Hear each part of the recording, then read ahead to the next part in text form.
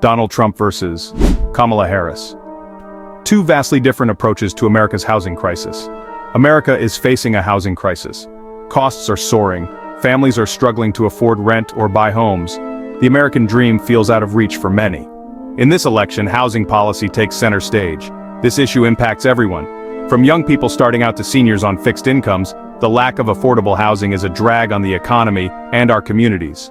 We need solutions, and we need them now. The candidates offer starkly different approaches. Understanding these differences is crucial for voters as they head to the polls. The future of housing and indeed the well-being of our nation hangs in the balance. Vice President Kamala Harris proposes a multi-pronged approach to the housing crisis. Her plan targets both supply and affordability. She aims to increase the number of available homes while making them more accessible to everyday Americans.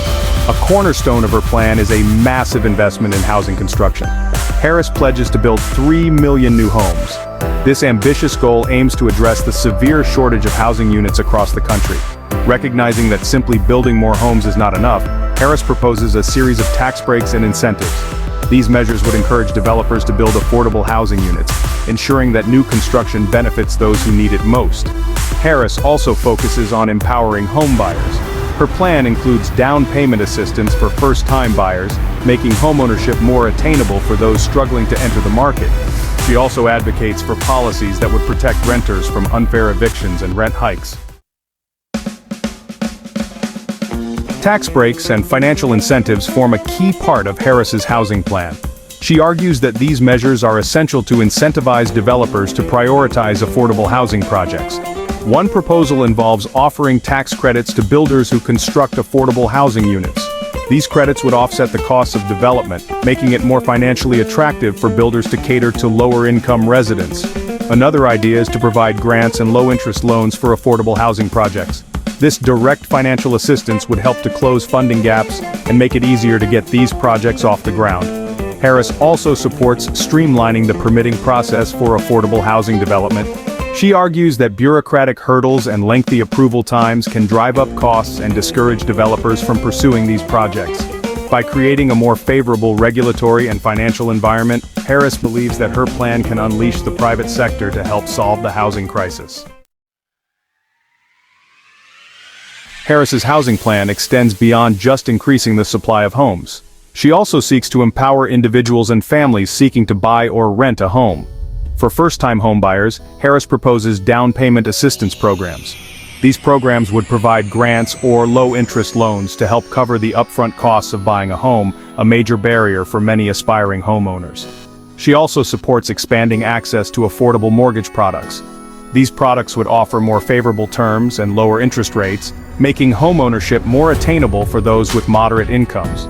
For renters, Harris advocates for stronger tenant protections. These protections would include measures to prevent unfair evictions, limit rent increases, and ensure safe and habitable living conditions.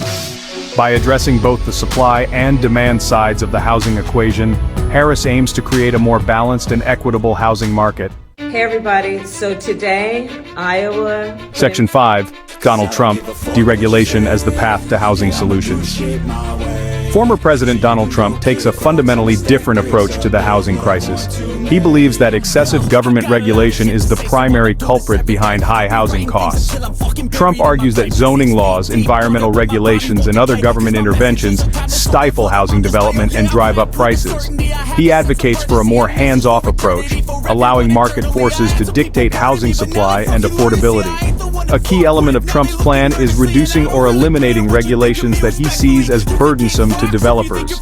He believes that this deregulation will unleash a wave of new construction, increasing supply and driving down costs. Trump also supports opening up federal lands for housing development. He argues that vast tracts of government-owned land could be used to build new homes, easing the pressure on existing communities. By removing what he perceives as government roadblocks, Trump believes that the private sector can effectively address the housing crisis without the need for significant government intervention. Section 6. Zoning battles. Trump's push for local control and market forces. Zoning regulations are a major point of contention in the housing debate. Trump criticizes restrictive zoning laws that limit housing density and affordable options.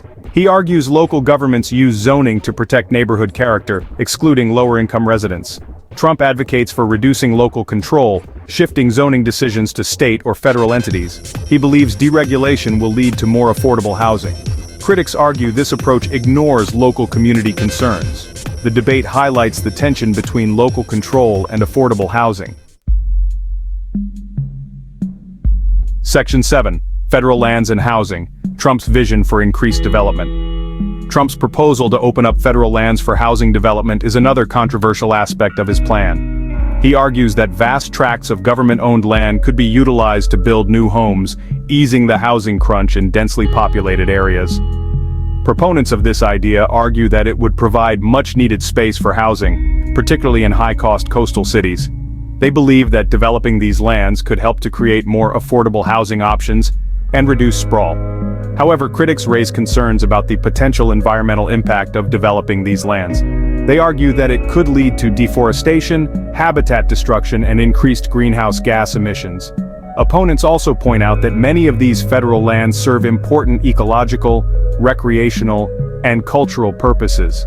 They argue that developing these lands would diminish their value and deprive the public of their benefits.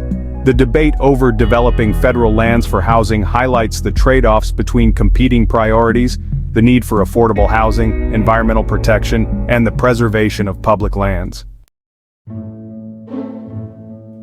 Scrutinizing the candidates' housing plans. Both Harris and Trump's housing plans have drawn criticism and sparked controversy. Harris's goal of building 3 million new homes faces skepticism due to labor and material shortages. Critics argue her focus on corporate landlords could backfire, reducing housing availability.